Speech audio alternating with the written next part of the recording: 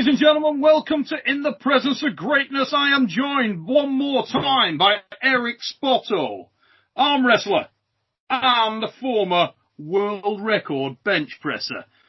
No Limits Devon Larratt in the mother fluffing house, ladies and gentlemen. And Engin, the enigma of rage, Terzi.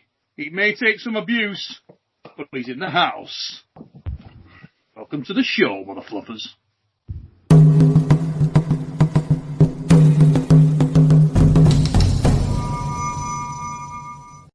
It's not like that. You can't even come over here anymore. The level's raised, Engin. Resh is a freak.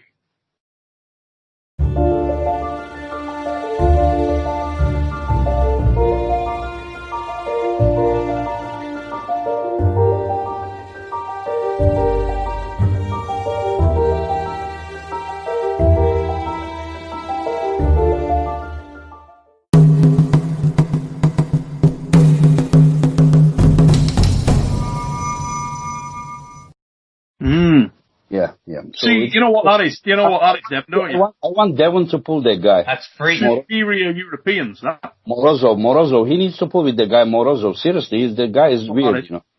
Yeah. I don't think Devon appreciates the superiority of the Europeans. Is that even a thing, Engin? Like, if you were to take the European lightweights and move them to America, would they just completely breed out the North American male? It depends on the crayfish. Is their vigor so high that it's like, are we doomed as a species over here? There is no North America if Brez starts shagging everybody when he's over there. Next thing you know, just let Brez. Brez apparently is like an underling. Oh, Brez is like, Engin, tell him about Brez. I mean, Brez strong, but most of his matches, even when he won, 1 minute, 2 minutes. Like, have you seen his match with Georgian, that Killy, in Antalya? They put like 6 minutes, and the guy also very skinny guy, but the rest never finish. Engin. Yeah. I'm going to give you some help right now. With all this information that I'm getting, I think that the smartest thing for you and all the rest of the Europeans is to just get on a boat and come to the land of plenty. And the world will roll out like carpets in front of you. Yeah, but we don't want fake world. Seriously, Engin? That's like a good idea, because we could do it. We could do it. Just come and take from the land of plenty with your superior European genetics. Not even a big boat, Engin. Small boat. Doesn't live in cages like you do. People faces the real world, real challenges. Round them up. YouTube is the real world, Engin. Yeah. Wake up. It's 2020. You know, he once Travis told him that, you never pull. He said, I go all over the world. I pull everywhere I go. If there was a challenge, I would pull. I mean, you go into wrong countries. You go in Norway. Of course, you're not going to find anyone. You go in Australia. You know what I think is a great TV show? Are you asking me something, Engin? Do you want this speed in your country? Do you want me to infiltrate? Turkey will never be the same. Ever. Just visit all these poor Canadian genetics sneaking in. Yeah, can you imagine? You imagine they'd never stop eating when they were online? You should your go. Whole country would become full of YouTube sensations. By the way, this guy didn't eat this guy. He didn't have any hamburger. He didn't even have French fries today. What happened to you? No cheesecake? Nothing? Engin, you are losing your ability to pay attention. I've been eating mushrooms the whole time. You were? Yes. Engin. Yeah, Eric was on it. Eric knew that. Check it. Eric, did you know that? Yeah. Engin, you're the only one. You're the only one who hasn't been paying attention, as usual. Look at the color of my beard. It's normal, I'm worried about you. There's one thing we need to take from this call, okay? Well, actually, there's two things. European superiority is a thing, all right? Second thing. Up to 90 kilo. Get the boat, Engin. Get the boat? Get the boat. Get the boat and just go right to the big places and just start marching. Marching and leave a trail of European seed behind you. All over the place. Just everywhere. Like this. You guys seriously. Just throwing it out there. Seed. Have some. Like that. Yeah. Go over to Kazakhstan, round up the strongest that you can find. Life is too hard in Europe. You're all smashing against each other. What you need to do is smash through a whole bunch of butter. It's called North America. America. There's no space in Europe. Everybody's living on top of each other. No space. That's why everybody's angry like you. The real world. It's like you need chopping lemon meringue pies. You can do it all day long. Can't relax. Look how relaxed Eric is there in Vegas. Look at him. Not a care in the world, that fucker. Nice weather. We're just chilling. Chilling. Yeah, go outside, women in bikinis. How? Scott Mendelson so badly. That was a bad idea. What you're talking about. This guy is in. Maybe 4 guys in North America can pull against him. Not more than that. 4 or 5 guys maximum. I don't think that the rest can do anything to him. What are you talking about? Brett? What are you talking about? Eric, and the Mendelson match is not a good idea. What is the good idea, Engin? Destroy him. Just find him a serious thing, you know. Engin. It is a great idea for PR, though, Engin. Yeah. It's like true. Iconic backup. I forgot that I'm talking with a businessman. Yeah, I kind of thought that I'm talking with Armwrestlers, so sorry. Engin. No, that's one. We don't have never-ending 65-kilo Europeans to put Eric against. Okay, we have to go with the strongest and the best that we have over here. Yeah. There was no 55-kilo Kazakhs available. There's none of them here. Okay? Maybe once the boat comes, you'll have Eric and I waiting at the docks for you to run over on your way through the rest of the country. That's how he is. Just train Eric till the next Worlds, WAF. I am sure that he will be... Why would we go to WAF, Engin? For the money? We're businessmen, do you remember? Just for honor. He is gonna be hunting for medal for sure. Even today, right now, a week later, I don't think that more than a few people can beat him. I agree. Yeah, he's so strong, you know. Yeah. I see that. You know, Michael beats him, but I don't think that it is because he's not strong enough, but he is not well-rounded. Like just technically burst. Put Devon's head to do Eric's head in experience and knowledge-wise, and then he's gonna be. Let's be honest, mate. The King's move is a horrific thing to pull against anyway. However experienced, you know. I mean, look at the amount of people a 65-year-old Crazy George put to the axe. Crazy George put leathered, you know, Tainoff. I mean, Artem Tainoff, great arm wrestler, couldn't do nothing with that. Sam Karadze, he beat his ass. You know, great arm wrestlers came against George, and George messed them up. It's just because it's a horrific style to arm wrestle against. But Özgür Kızgın flashed him. Dursun flashed him. I saw like 2 years in a row, you know, at WAF, they get flashed by them. Engin, I'm not saying he's invincible, but it's bloody difficult. It's okay, Engin. It's okay. Yeah. I'm just saying that, you know, but even the best the guy, the desperation move is done by Michael Todd. I mean, he was defeated by Trubin. Why do you call it a desperation move, Engin? The entire arm wrestling process is a desperation move. No. Desperation move is just hiding under the table. Engin. You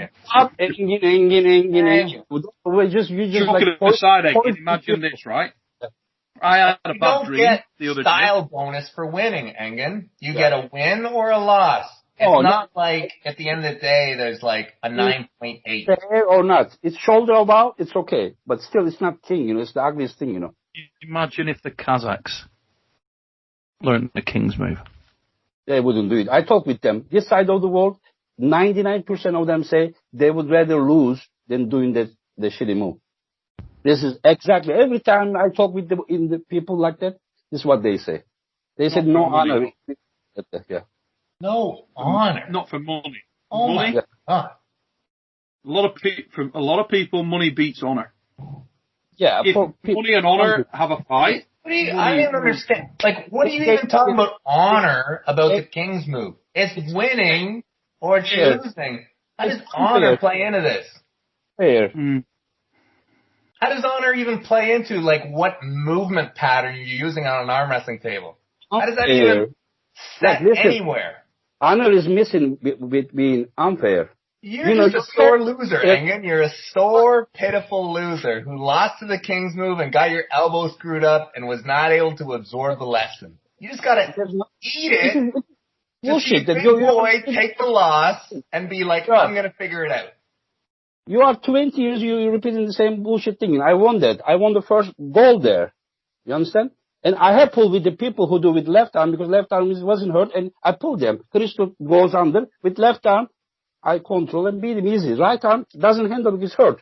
It's not a problem. The problem is when your shoulder is below the table level, your hand to touch to the pin pad, you either need to get, listen, don't cut me. Either your arm needs to be broken, or you need to, the guy that needs to. It's the safety rule. It's bullshit. You make arm rule. At the highest level, you got the right to break your arm, and you have the right to break your arm. No. Of course, Eric, would you King's move, Eric? The pressure that in a match, would you go there? Or what's your opinion on the King's move, dude? How do you see it? You like the move or against it? If it's legal, it's just like with bench, right? I watch IPF people all the way out, they arch all the way up, and it moves that much. But if it's within the rules, figure out a way to fucking beat it. I don't know. While it's in the rules, I'm going to try to figure out a way to beat it. That's it. What else can I say, right? It depends. If they ban it, then I ain't got to worry about beating it. All right? I don't know. And why? I wonder whether it will get. Yeah, you can't ban it. I don't see how you could theoretically ban it. The only way that they could ban it, or the only viable reason that they would, is if you started to lose viewers because the sport became less interesting to the casual observer. I'm going to say something that you might not like, but I'm telling you, I've thought this thing all the way through. The best rule system out there is freedom. You don't like the King's move? Become a freedom arm wrestler. You got more options. You got more technical choices. The King's move doesn't have nearly as much power in freedom. I think King's move is great for the sport, though. Just your imagination. The sport has been ruined because we've tried to make it because of the talking point, you think, Eric? Every single safety rule the Floyd Mayweather factor, right? The love to hate, the want to see it get beat. The greatest thing for this sport is the King's move, honestly. Like, everyone wants to see it get beat. You want to see Michael Todd. Look at so many comments where, like... Oh my God. Yeah. People hate it. But that's great. That makes you watch. They don't want it to involve. They don't enjoy, especially when it's done by the two people at the same time like this. Oh yeah, when it's two people, it does get rough. Yeah, but whenever you see two people going hook, love it. Two people top row is good. Two people straight arm hanging on the table, it's the ugliest shit ever. I don't see it that way at all. You rarely see it though. I don't see it this way at all. I'm not in this camp. Yeah. But I'll just say that the reason why there's so many problems is because of all the rules that we've made in arm wrestling. All the safety rules, every single one has caused an issue. From the pads to the pin to they've created a monster that is no longer perhaps what you thought arm wrestling was. No, but everything should have a rule. Safety is not a rule at the highest level. At the highest level, safety is gone. Unfairness. The back pressure that you have a world championship, you have a world title match in a combat sport, and you're stopping it because of safety. That is some pussy shit. Some pussy shit. If they do for safety, I agree with you. I don't give a shit for safety. Right. But so this is a safety foul. The shoulder below the table is a safety foul because they think you're going to break your arm. They are wrong, but the application of this has nothing to do with the power. You're hanging yourself. No, that's not true. Yes, you're hanging yourself. That's where you're mistaken. Yes, that's where you're mistaken, Engin. That's where you gave up too early. No, it is exactly this. No, Engin. No, yes. Stop. If you do if you think it's about the arm, you're mistaken. It's about the hand. The hand is still fine. Just attack the hand. You have to open yourself. If you want to arm wrestle with a King's mover, you're going to have to learn how to deal with the hand. Oh, because you can't regularly arm wrestler anymore? That's why you're supporting this shit. I've supported it since day one. Go back when I was a high hooker, actual legit arm wrestler. To be fair, he has been supporting it day one. I've always sung for it. You'll never hear me say a single style should be banned. Yeah, we talked about with Crazy George 15 years ago, me and Devon, 10 years ago. 13 years ago. Yeah. That has nothing to do with that at all. The pressure that you apply in the hand is your body pressure, is using your elbow lever like this. That is the pressure. Yeah. And that is how you take the hand. See this? This is a joint. This is a joint. Yeah. Attack this joint. Don't worry about the elbow. Like at the highest level, you're going to have to make concessions. I am responsible to open that arm to bring to the pad. Well, then this is what you have to do. If you want to really ban the King's move, you have to say, as soon as you cannot straighten your elbow, you're no longer allowed to arm wrestle. No, I mean, you can use it. You can use it as even his joint, Just stay above the shoulder, above the pad with your shoulder. You're selling yourself short because going underneath the table is just an extreme. If my arm is tight enough, my King's move can start right here. So it doesn't matter about how low you go. If a King's move pressure is legal, then it's legal. You don't need to go below the table to use it. Certainly Michael's shown that, hasn't he? Listen, Michael's not near as open now. No, he's tighter. His application of the pressures is still consistent. Yeah. But he's upright much more. It's open, but he always stay above the table. He sometimes goes, sometimes doesn't go. So you're fine with everything so long as you don't go below the table. Yeah, you don't go below the table, yes. Your shoulder stays above, that's okay. Even your arm is like this, is okay. But once you go on... And that's only in defense. To the hand, listen, why can you not apply pressure with your muscle strength, Like, just build it. Who would train?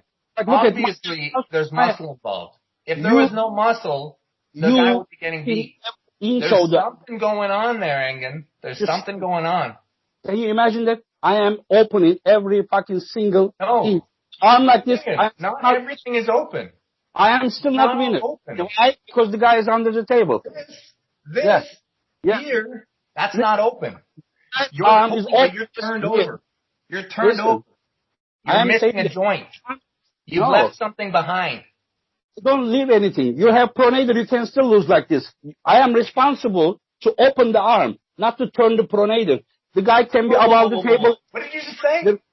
The wrist, he can still be pressed.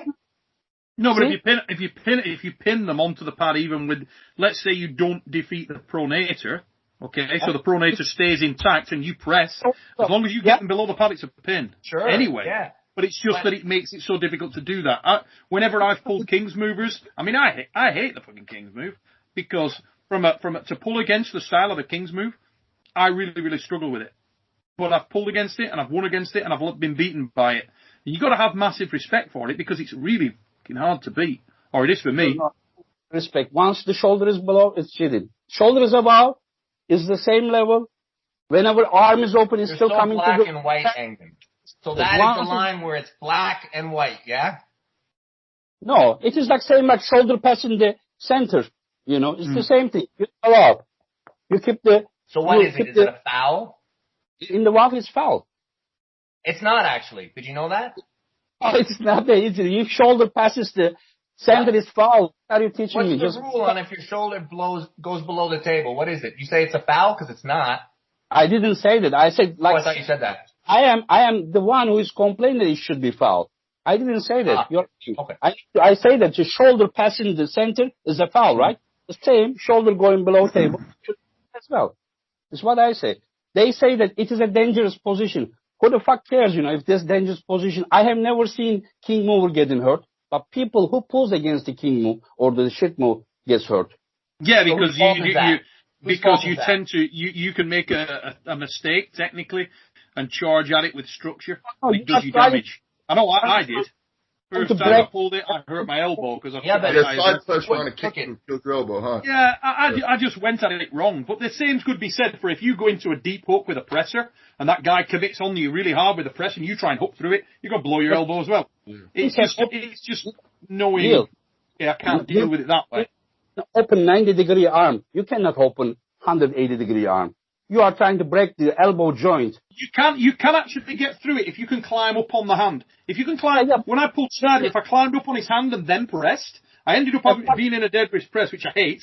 But if I got up his hand and then pressed through, you could beat it. Neil, who did that to? Gregory Snyder. He's a Kings mover? Yeah, big time Kings mover. And he, you know, like Michael says that his is not a lock, it's not a joint lock. Gregory's the other way. He says he is utilizing the calcification. So he says he has a genuine, you know, if you look at his arm, Gregory will go look and it's, and a number of times in the match I felt his bicep fail. I'd get hold of him and I'd drive on him and his bicep would fail, just, but you'd feel it hit this calcified lock. And that's in his arsenal. And then he'd just lie back, completely back, straighten out, and I'm in trouble then. So I'm working.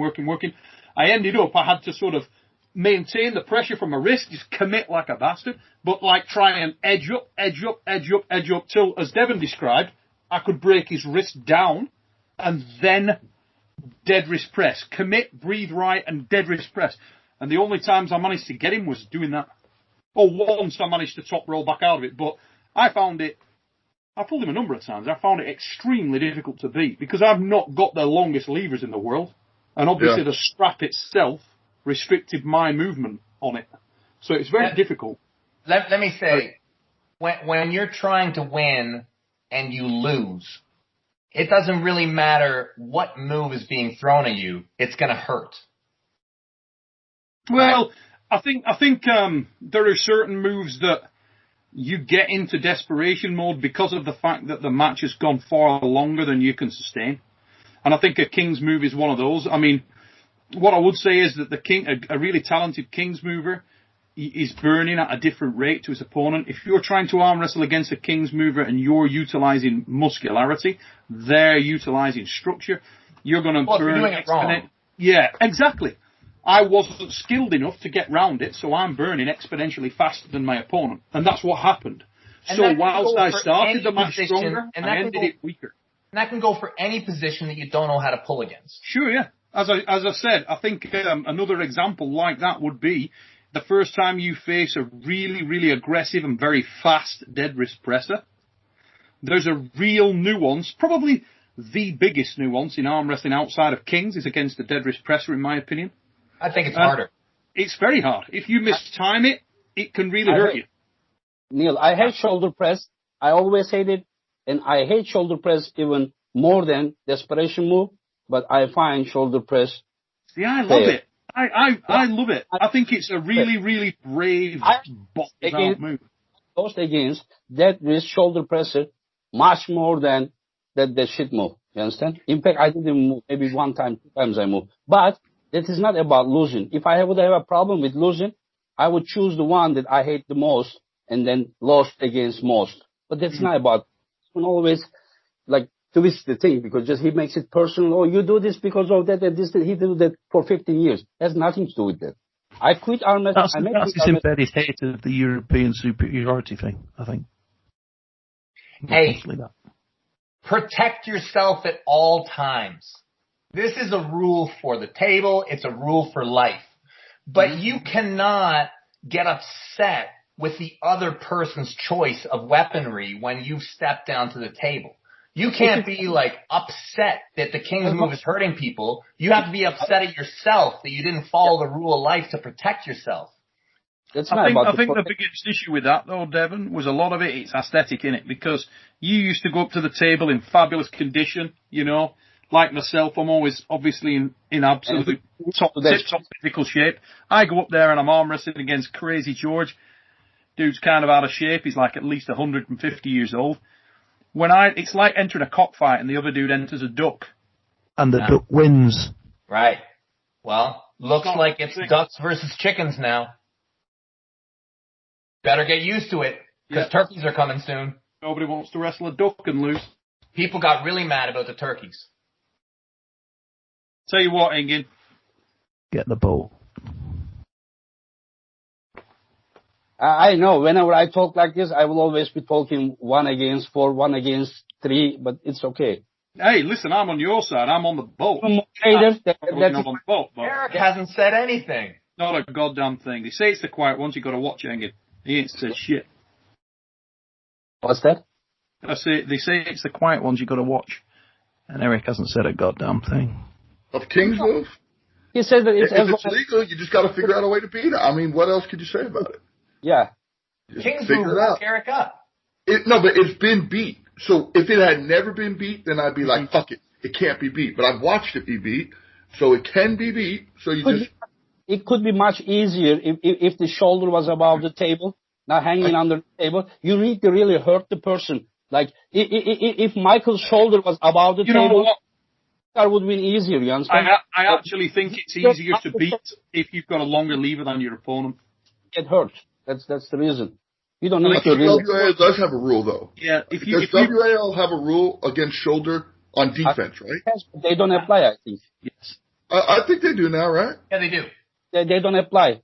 No, they do. Michael Todd doesn't even do it no more. He didn't do it versus Chafee. I'm pretty sure he stayed up the whole time. Yeah, Michael's getting really good at not overcommitting it. Yeah. If you watch Michael's evolution over the last, I'm going to say like 3 matches, he is not that bad. He stays pretty friggin' upright. He's still, the application is still there. I think since he started using the art arm more, he's definitely much more upright. He's almost like in a very open top roll, but he's still using the Kings. I actually think he's the best Kings mover of all time. I think he's better than George was at it because his transitions are better. George Who's Devon? Who's the best? No. Michael is the best Kings mover of all time. Michael because is the best. Better from it. He can transition. Now, George is the best Kings mover. Michael's got more options. Michael's got way more options. Much more, but that's what makes him more effective because. Well, sure, but you're not. His ability to transition from Kings to press is mint. He's got it because he's not as open. When you're his King's move isn't as tight. His King's move actually isn't as good. He's missing He's still missing something from his King's move. Maybe, but I think you're more familiar with it as a package. I know what it is. As a package, I actually think that Michael can probably beat anybody in the world at the moment. Yeah, Michael the capability of beating anybody in the world on over 6 rounds. WL pads, right? Neil, Devon thinks that Michael is missing something. It's because he goes there after Michael trains heavy. No. It's got nothing to do with that at all. It's got nothing to do with that at all. I've thought this for years because I really love the King's move. I think Michael's missing one part of the King's move. Yeah, but to say that you need to do something better than he does. Yeah. No, I do. I do think that. He's going to get food, Engin, now. No, I do think that, actually. Listen, and this is, I think... Why did you not inform him before you visit him? I would have written the video, Michael, I think. He said he get tired. Why I didn't tell him? I did. I called him. He's the one who called me. When? He called me on, what was it? He called me the day before, and he's like, are you coming to visit me? And I'm like, where are you? And he's like, I'm with Tom and Juji. I'm like, fuck, do you want me to come? And he's like, well, if you want. So I was like, well, I might just show up. So, bam. Even day before. Can you imagine that? He called you. You didn't even call him. Even day before. Someone like that needs like minimum 3-4 days before such training. Yeah, but you know what? It doesn't matter. I don't take anything away from it. I just wanted to pull him. Yeah, well, it actually couldn't be better, could it? It couldn't be better when you think about it. Because it told nobody anything and everybody's really excited about the match again. And nobody learned shit, really. I know he worked out before. I'm not taking anything away from the match. Michael has always pulled in a certain way with his King's move. And his King's move has gotten way better. And and I agree. Michael's transitions in his King's move are amazing. And I always get upset when people say, Michael's a King's mover. And I'm like, dude, just wait till you beat his King's move. Because there's a shoulder coming. Oh, just big wait. Time. And that hurts as well, doesn't it? That shoulder when Michael drops that on your ass. And you know that once you beat Michael's Kings, that's what's coming. He's coming at you. He really commits on it as well. That hurts. Yes, of course. And it always upsets me when people say, Michael's just a King's mover. You have no... It's sort of like when people say, Jerry's just a flopper's presser. I'm like, he's been arm wrestling for 30 years. just shut up, you know, but Crazy George, when you just look at the King's move, he had that thing dialed in really tight. Mm. And there's something there. Wait a minute, though. That thing there with Jerry, right? I got to stop you on the Jerry point. Yeah. If you say Jerry is just a flop wrist presser, which I don't. No, but let's say somebody does make that claim. To me, I'm still like, yeah, but Jerry is absolutely amazing. And if you think that he is just a flop wrist presser, and all the very best arm wrestlers in the world still can't beat his ass, even the ones with King's move in their arsenal find him really difficult to beat, is that not a higher endorsement of the fact? It's like when Mirko Krokop, everybody knew he was going to get you with a left high kick, and he still fucking got you with it. Right. Yeah, to me, that's like, who will sell it? It's like, he's walking in there, he's going, you know what, I'm going to just use one thing. I've got this one thing, and all you can do is defend that one thing, and he still can't stop it. Why would hours of tape, he still can't stop it. Why would someone get offended to think that, you know, Jerry is only a flop wrist puller, you know? I think Jerry Cadorette is one of the most underrated arm wrestlers of all time. I think he's immense. He's absolutely immense. What he does is best. And I also disagree with Devon that, you know, when you beat Michael's King's move, then, you know, wait for his shoulder press. It is not always when you beat his desperation move, he comes up. He sometimes brings here, and then it is part of his plan to finish that way as well. But it wasn't the case with the last time he pulled with Devon. Devon really controlled his move. That's for sure. But sometimes Michael just pulls you away, and comes up and finish. That is part of his finishing. Also, remember years ago in UAL, Jerry and Michael Todd pulled like 2 minutes, 3 minutes match. Do you realize that, you know, and he was so tired and he pulled fresh Berzing. And he tried this pull. I know a lot more than that. I didn't finish. They pulled 2-3 minutes, and normally a person would be dead after. You would never want to pull fresh Berzing after such match. And he pulled with Berzing. And, of course, Berzing controlled and beat him. He was very tired. But remember, second time, Michael went deep hook with John. And he was very, very tired. Very, very tired. Still, it was very hard match. Just imagine. That Michael, everybody ganged up on Michael's ass that day. That happened. I'm telling you, I was there at breakfast when it was being planned.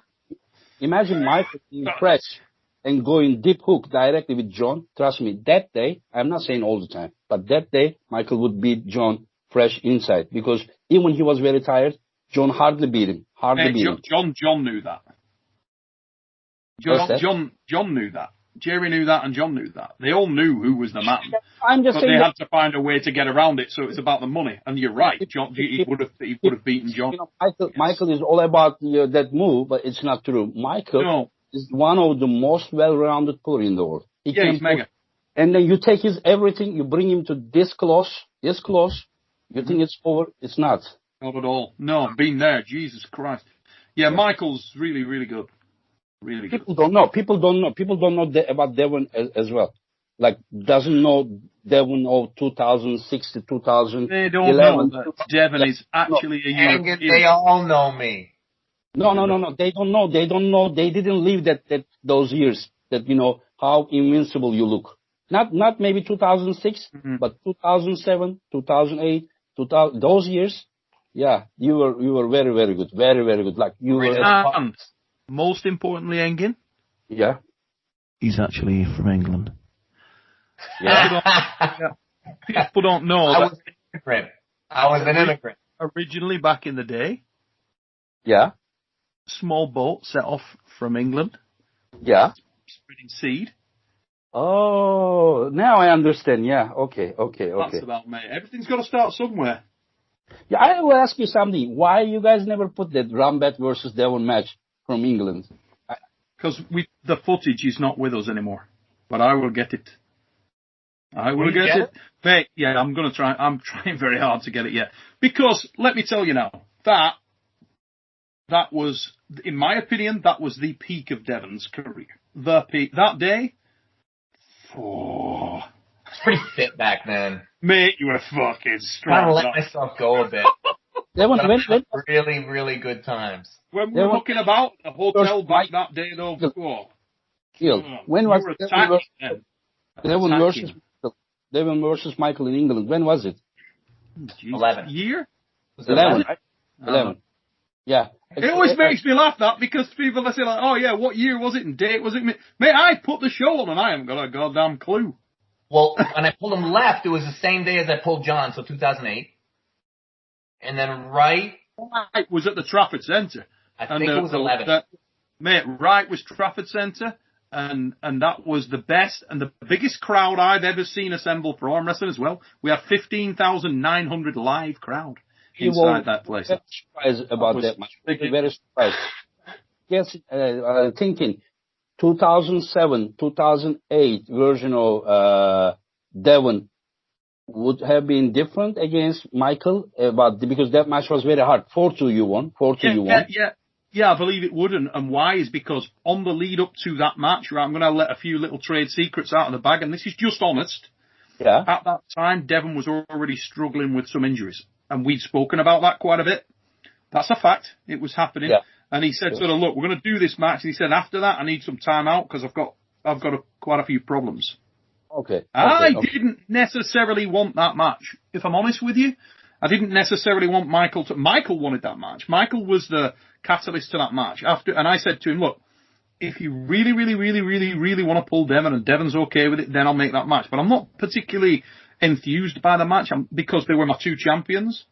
So I was kind of like, it's these guys versus the world, and we've been building the character and the viewing figures on Eurosport were high for those two men. So putting those two guys, I would have done the match, but it was too early, and it wasn't at the right time in their career. Do you know what I mean? And I did give people a lot of freedom around who they pulled and when. And Devon will attest to that. You know, I used to get frustrated by the old, you know, when Travis came on the other week and he was talking about the thing with John Brzezinski and Storm and the match with Devon and John Brzezinski. That is not true. What happened there, I actually said to John, you tell me when you are ready. Because Devon was knocking my door down. I want to pull John. That's the match I want. I want to pull John. And so I said, okay, John, you tell me when. John rang me and told me when. I rang Devon. He said, yes, do it. That's what actually happened. Neil, 2007 and 2008, for sure, Devon was the absolute best in the world, right? Because I believe he was, yeah, because John beat Dennis easily. Can you imagine that Dennis beating Devon? No way, not that time. I'm not sure because listen, I think right and left arm are a different thing as well. I'm not convinced that Dennis would have beat Devon right-handed. I'm not convinced of that. Maybe, but Devon might tell you otherwise. But I rated Devon's right arm higher than his left arm. Devon's. I'm talking about Devon's right arm, 2008 version. Yeah, would easily be the very, very best of Devon. Not that Dennis, not then, versus any Dennis. It's possible. Yes. The very best Dennis. If you could, I know you can't do it, but if you could encapsulate the very best version of Dennis against the very best version of Devon, I've got Devon. I wouldn't bet on that, but for sure, those years he was the best right. Left arm, I think he was like this with Travis.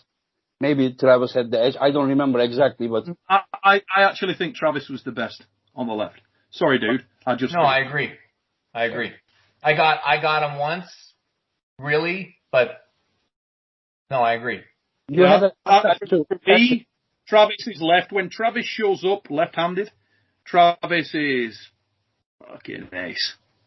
Yeah. He's really, really, really, really, really good on his left. Like, really good.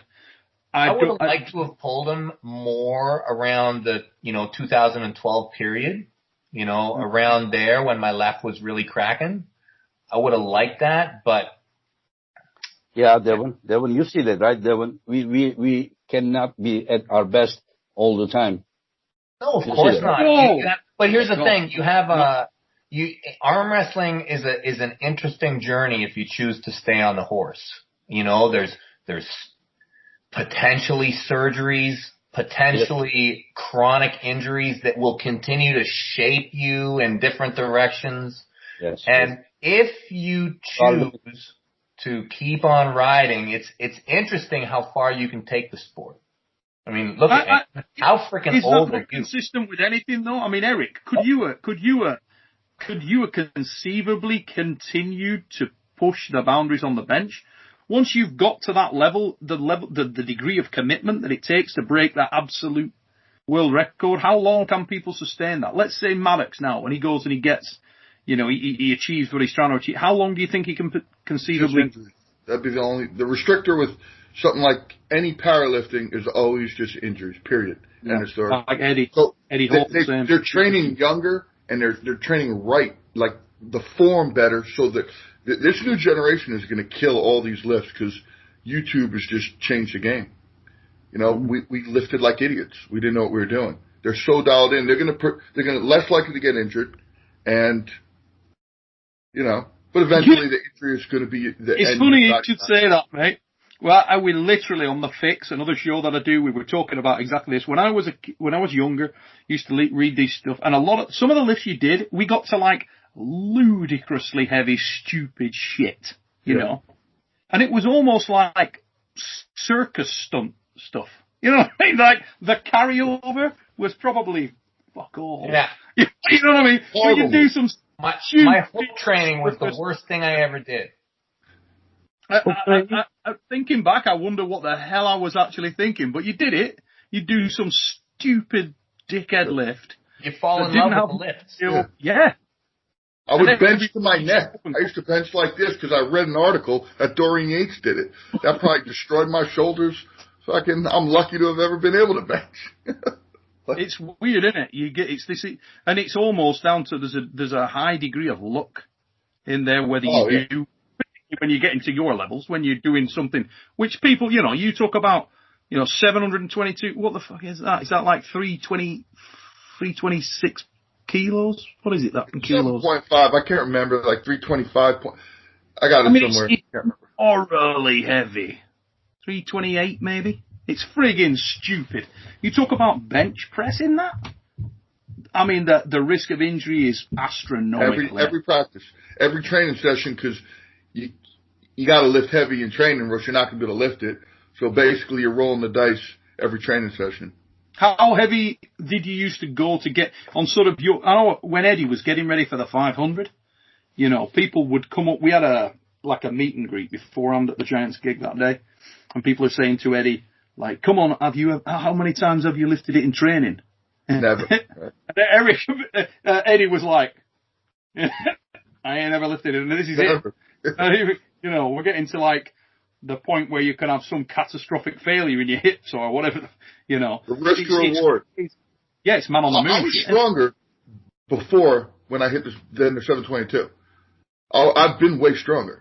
My shoulder popped out in a training before I missed the 716. My numbers in training then were way better, way stronger. Jesus Christ. Yeah, I was hitting 765 for triples on a board, on a 2-board. I was like projected in my head. It should have been around like 750s where my numbers were based on before I missed the 716. I don't know what I had on. It's something ridiculous. Ate something on a lockout. My shoulder popped right out. And I tore my labrum. And when I did 722, I still had the torn labrum. Jesus all my numbers were higher Christ. Before. I was definitely stronger. Yeah. That's ridiculous. I wonder where the ceiling is, where the bar, where it is, really. It's all about weight and size, though. So you'll see now, is it more impressive a 200-pound person benching 600 or a 450-pound person benching 800? I don't know. It's all relative. I know where it is for me as a fan. For me as a fan, weight. I just want to see the fucking biggest, heaviest ever. That's what I want to see. Because to me, it's like, and I mean this with the greatest respect as a guy that was in a weight class, but I was in a weight class but didn't really give a shit about weight classes. Right. You know, because if you're in a fight sport or you get a fight, you don't walk in and go, whoa, wait a minute, what do you weigh?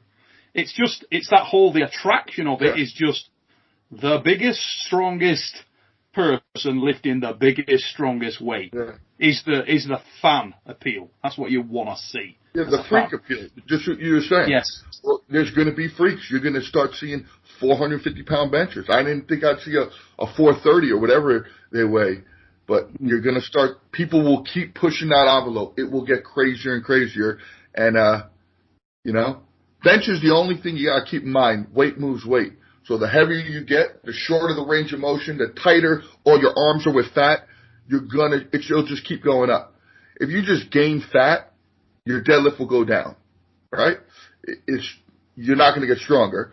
But with bench, if you just gain 50 pounds of fat to the exact same muscle, your bench will go up. Period. You put on 100 pounds of fat. You hear that? Time to switch to bench, buddy. Killing you, Engin. Don't have that. Get the boat, Engin. Seriously. I think weight's overrated in arm wrestling. If you want to talk about weight with arm wrestling, I think hand size is huge. I don't think leverage. Yeah. Yeah, hand size huge. I mean, when I pull someone whose hand is anywhere near mine, I feel like they have no prayer.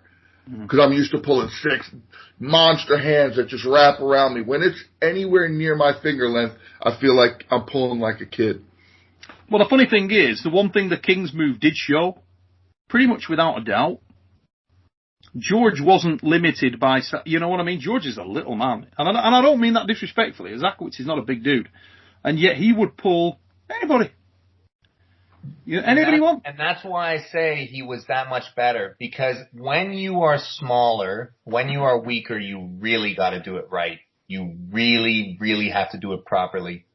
Michael is still a big, strong guy. He still is. Yeah. Yeah. And when, George, and he's quick. It was interesting when I studied George. Because, so George was the nemesis of my coach, Troy Eaton. George drove Troy totally crazy. Couldn't beat him. So just George couldn't be flashed though, Devon. That's the thing. I know because I flashed George. Yeah. When we went to the Arnold Classic, I said I'd bet George I could flash him, and he went, anybody under 200 pounds? And I said, mate, I'll flash your ass. And we went. He said, right, come on, let's do it right now. We went over to the booth. Craig Sanders, same shit. Managed to flash him. But if he stopped you, he said, okay, if I stop you, you're doomed. And I was so confident, I said, you can stop me, put the straps on. I let him stop me and he killed me. Did he slip? Did he not manage to slip? What was the problem? He didn't slip. I just, straight on. Then we went into the strap. Able to slip? And I slowed into the strap. And when he stopped me, I couldn't beat him. But why didn't he slip with you? Was there a reason? I just put him on the pad before he could. I could go. Neil. Both Özgür and Dursun beat him in strap. Dursun did something I didn't do. Dursun beat him twice. But Dursun hit him very, very fast, Engin. Yeah, also Özgür beat him. I told Özgür to load back. Özgür to load back. When I went in the straps with George, I did not hit fast. He said, yeah, but your only thing there is you're just going too quick. Okay, that's it. He said, and to be fair, it was after the tournament, But I just said I would flash your ass. We were joking. We weren't like arguing about it. We were having some fun. I said I'll flash your ass. Did somebody say go? Yes. I think it was Mike Celiaris. Pretty sure it was Mike Celiaris. Mike beat him with a slow pull in my pull class. See, he said, okay, don't hit, just slow, start in a strap. And I said to him, yeah, no problem. No, I'll get my wrist position. And he said, yeah, you can have try and get your wrist position. So, and the weird thing was, when we started slowly, George was stronger than I thought he was. Because everybody had told me, they said, he's not strong. He actually was, he did have some strength. It's a very unique strength. There was some strength, but you could feel it though. If you read into it slow, there was genuine, I got to get a bit of a carve on my wrist and I felt good. And he said, yeah, okay, go. So I'm like, yeah, okay. And we were there for a while and I couldn't get him. He beat me. George has never been world level puller until he started doing the desperation move. Yeah. I have Unbender magazines. he was even avoiding most of the times, the competitions in senior class, like Cobra was there, others. I saw his results in the Masters, but not in the, was he not in your class in 90? Virginia Beach, yes. Yeah. I run into arm wrestlers all the time because I'm from this region, run into an old arm wrestler, and every time they hear how well George has done, it blows their mind because he used to go 2-0, 2-0, 2-0, 2-0 for probably 15, 20 years. Then suddenly became a freak. Yeah, after he started doing that thing. Yeah, I'm trying to get him on the show. He's coming on. A mate of his sent his number over to me, so I'm going to get him on the show. Because George is a fascinating man to me. He's amazing. How can you not love George? The thing that fascinated me the most about George is how he learned to use his small hand as an advantage. Tiny hand, I've not got a big hand compared with his. I have. You can't do what George does with a big hand. You can only do it with a small hand. And very short lever. We're talking really short lever. Yeah. His forearm is short as hell. But what he does to your thumb is something different than any other King's mover is doing. Yeah. He's certainly higher. Your thumb pulled underneath your own hand. You will have your thumb top rolled without your hand being top rolled. That is true. Yeah. I remember I was speaking to Betkier about that. If you don't keep your thumb lifted, if you ever drop your thumb with George, which is so typical to do, you'll never get it back. Yeah. Betkier just pulled him at an event. Andreas was there, and we were talking after. Press with his index finger? Is he pressing with his index finger? No, he curled his hand under his thumb. He's going to hold onto your thumb. Yeah. Yeah, whenever I pull... But he purposely loses his hand under yours. As you climb like this, he purposely pulls this under. Pulls it under. You can feel the whole thing being pulled under that way. And so as you climb, down. Because I thought, what I'm going to do is I'm going to keep my joint very flat. And when he pulls there, I'm going to just spider up him. And he friggin' twisted me down.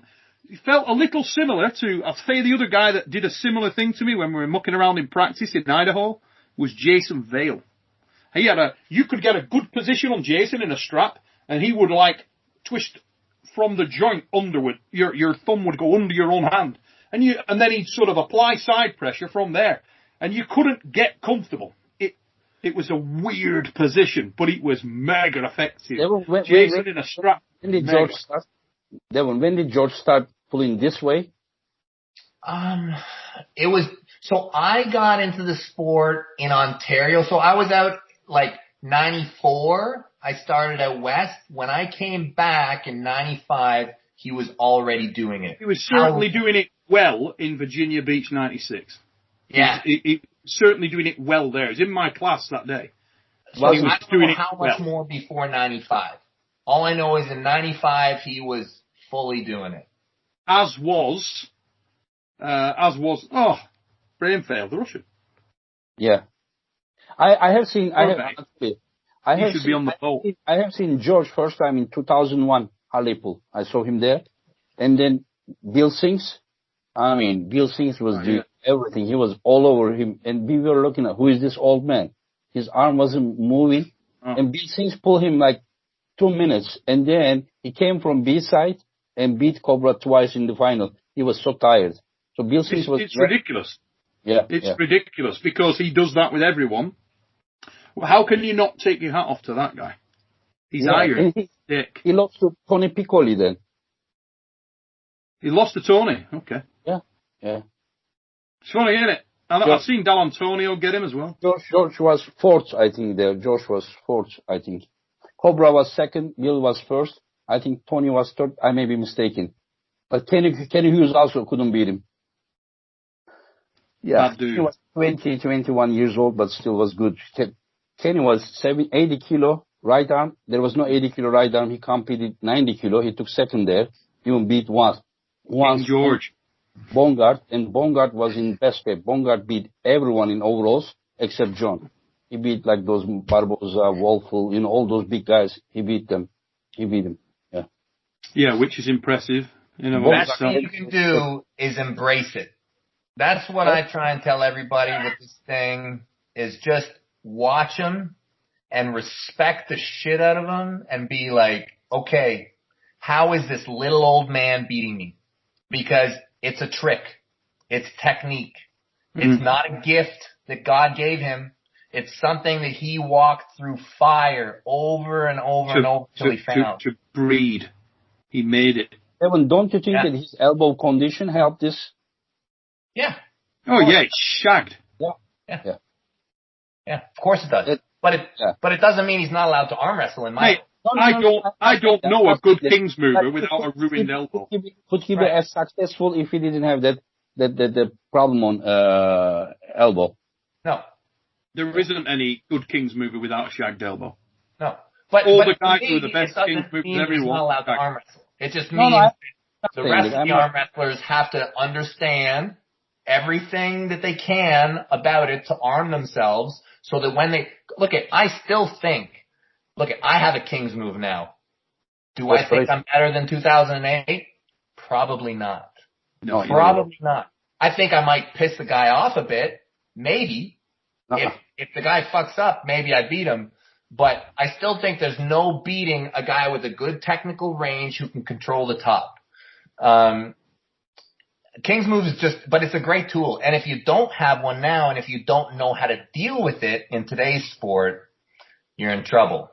Would the 2008 Devon, who beat John, beat your King's move today? Is the $1 million question. Well, that's the thing, and I think, I would kind of think that he probably would because he was the best in the world at the time. And I think he would. The level has risen for sure, but I feel like if I beat that guy, he'd beat me the next time. I feel like I might be able to get one on him, maybe. But it's hard to say, man, because I'm a different guy too than when I was in 2008. It's not just the King's move. I'm continuing to evolve as well, It's like offense versus defense though, right? Yes, it is defense, but once defense wins, it keeps winning though, right? Once you stop him, once you stop the offensive guy, he was never offensive. Well, you know what I'd like to see on that? Here's the match that had convinced me of where we're at. He's never been offensive. Whenever he beat John Bursey, he catch him. Whenever he beat Travis Badgen, he catch him. Usually, 2 something. Travis attacks. But he played with Hold on, I slammed John. I beat John offensively. First round, he didn't slam John. First round, slam John. No, 20 seconds. I killed John. No, in 2008, I killed him. It looked like he was playing with him. He was. There's no doubt he was. He played with him. Yeah. It looked like he was playing with him. That was playtime. Made it look good for the show. Made it look good. After round 2, it was a joke. Yeah, John, we're talking then. You didn't flash John first round. No, I did flash John round 1. First round he flashed him. Yes, he did, Engin. Yeah, Engin, right to the pad. He did. Flashed him straight to the pad. If you want, I'll show you on my phone right now. It's part of my highlight reel that I watch when I'm sad. I knew he did because I stood at the side of the stage and everybody went. That 20-second match, was it round 2? 20 seconds? Okay.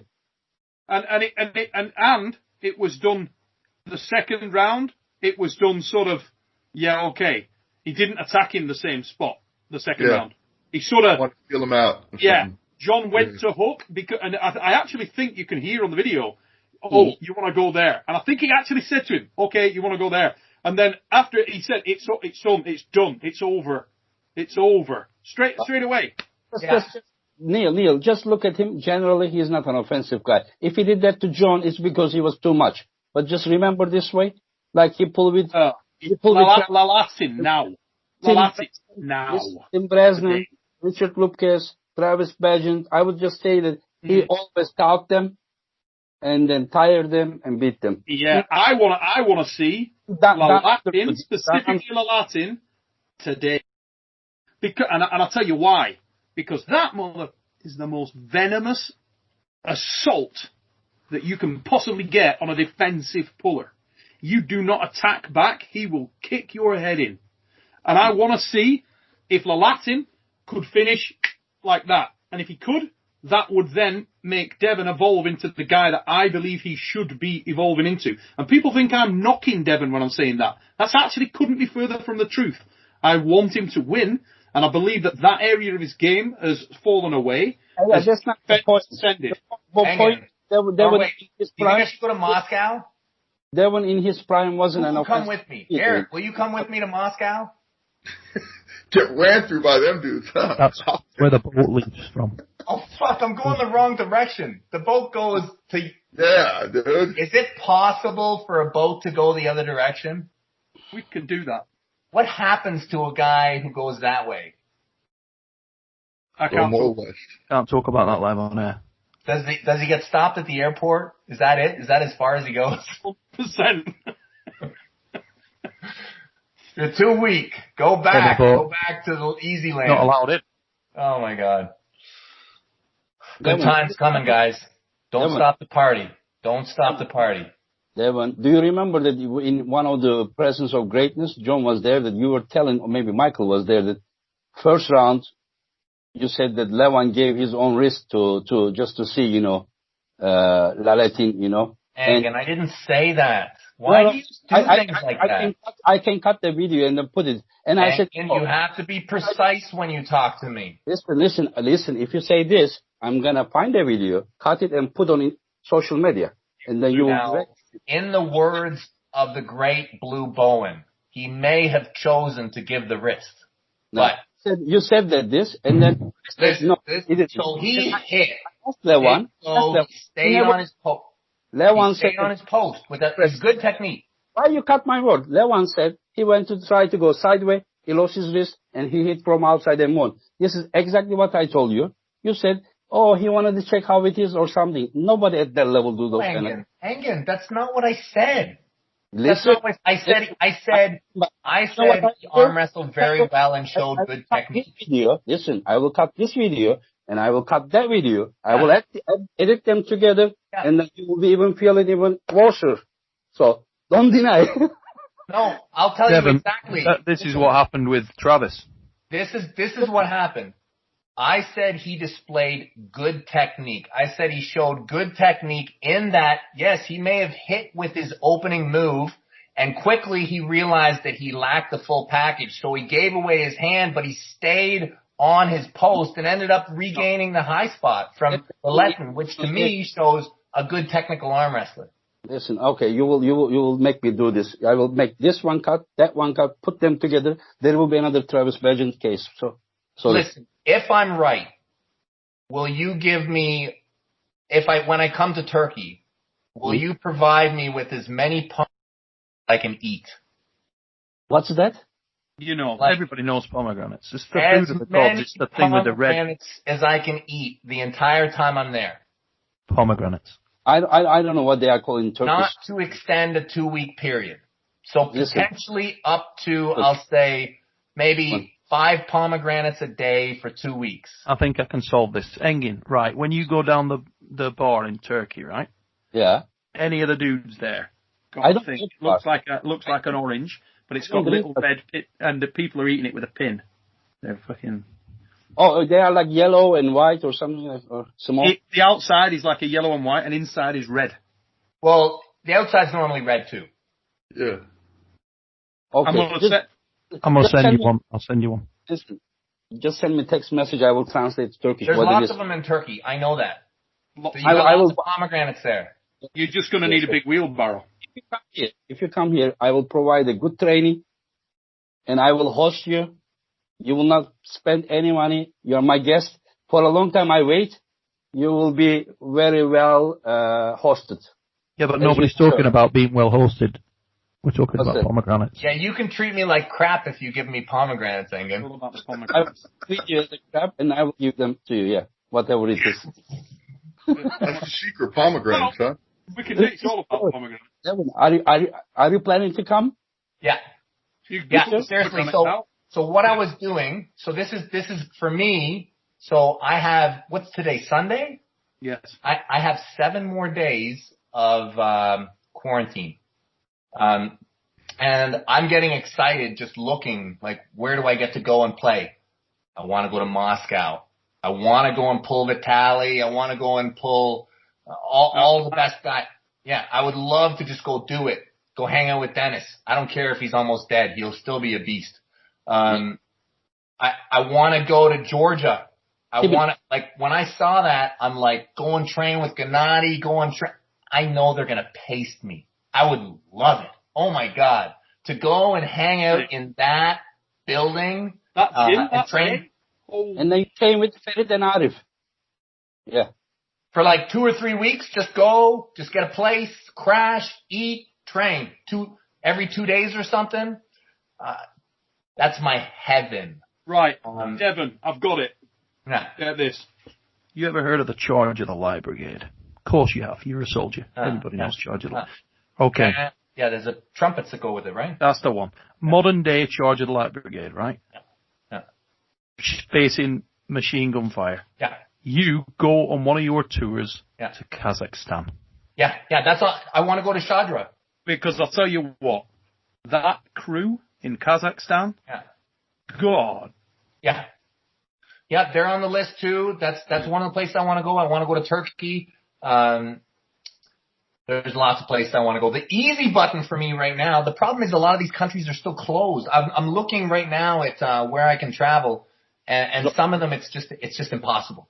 They just won't let you. Like, I'll have to do 2 weeks of quarantine, and I can't do that. You wouldn't be allowed in Turkey anyway. Have you got it bad over there or not, Engin? Cool. No, everything's okay. The Kazakhs came and left. Yeah, but, well, hold on. So from Canada, it doesn't look like we're allowed. I just looked last night at all the countries. Is Canada bad? I mean, it's a cold, like it's not bad. Mate, we are terrible here. We're having a second spike, wave here. I think it's very much a matter of perspective. I just refuse to believe that anywhere is bad. I think it's all hilarious. Like, I go around and lick my hands everywhere I go, and I'm like, whatever. Like, if I was 80 years old, it might be bad, but I'm not. Like, I don't know why I'm being restricted. Like, don't come near me if you're scared. I'm a super spreader. But don't shut me down. But from a travel perspective, that is exactly what you will be shut down because you can't travel if it's a bad area. And that's why I have to look at what I can do. Like, so I'm looking at. I really, really want to go to Eastern Europe because right now it's my choice. I'm not tied to a league. I'm not tied to a match. It's just me getting to do what I want to do because I've reached a level where I can financially just absorb it. So also try Bulgaria. Yeah. That's another friggin' like area of monsters, isn't it? Right. But what I'm saying is Eastern Europe, that whole region to me is the home of strength. I mean, we joke around, but I think, I think the world kind of has known that if you want to deal in strength, go to Eastern Europe. Get the boat, Engin. It's all dandelions over here. It's daisies and dandelions. Get the boat. There's no thistles over here, Engin. You can run in your bare feet. Listen, we're an hour and 10 minutes in. We've got to wrap this up. We weren't even supposed to be doing a second show. Eric thought he was done.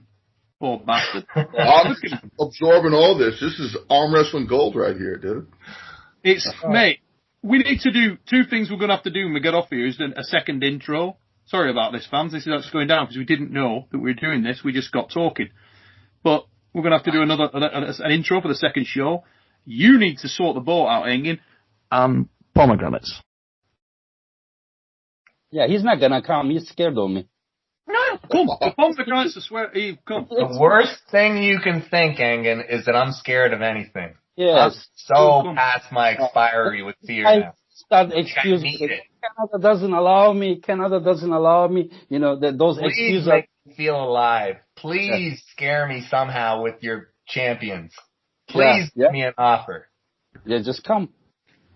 I'm coming. It's on. I don't think you will come. You will find an excuse. Engin, I'm coming. Don't listen. And I might even bypass Turkey because you're not scary enough. Yeah. Yeah. Did you know that one time he visited, he was coming from Afghanistan to go into his country. He stayed here. I prepared a training for him. Yeah. It was a good one. Yeah. That was great. We had the smallest room so crammed in. Like, pullers. Was awesome. Yeah. Iron. What a night. That was great. I remember Crafty was there and we beat the piss out of each other that night. Yeah, I think I saw some of that stuff. I think you put it up, didn't you? You posted some stuff. He pulled with Krasimir a lot. The Krasimir was the only one that really gave him tough. Thing is though, they'll come anyway. If you can travel, Christ knows whether you can, but if you can travel in that area and they know you're coming, you'll get guys coming in anyway. Yeah. Yeah. Well, I'm coming. Seriously. These guys like Sasho and, I mean, that'd be one at Christ. He's an animal. Animal. Like, I love it. Like, at this stage in my career, I just want to touch all the people I know are strong. And just, win or lose, I just want to learn it. I want to know as much as I can. Whatever. It's everything right now is playtime. Nothing is serious. Just please, not in the last moment you inform us. Well, here's the thing. Sometimes just know it's my plan. The way I travel now is much different than the way I used to. I don't book return tickets anymore. It's not in my, I don't want to do that. You don't know where you're going. Flexibility. So when you set off, you're not planning it out then? No. Oh, okay. Way better. 3 days give. Yeah, well, 3 days is probably what I'll know. Yeah, for sure. Like, I'll probably know. Yeah, anyway. But I might get turned back at the airport. When I did this first one, I didn't know if I was going to be able to cross the border. I was like, oh, they might let me. We were on Sunday. I was having dinner with John. He's like, dude, States is going to get shut down on the 4th of November. I'm like, you watch. Like, it is going to be closed and you're not going to be able to get back in. I'm like, he's like, you want to go? You better go now. I'm like, yeah, you're probably right. So we just went. We went the next day. But you did it. It really worked. Yeah. Yeah.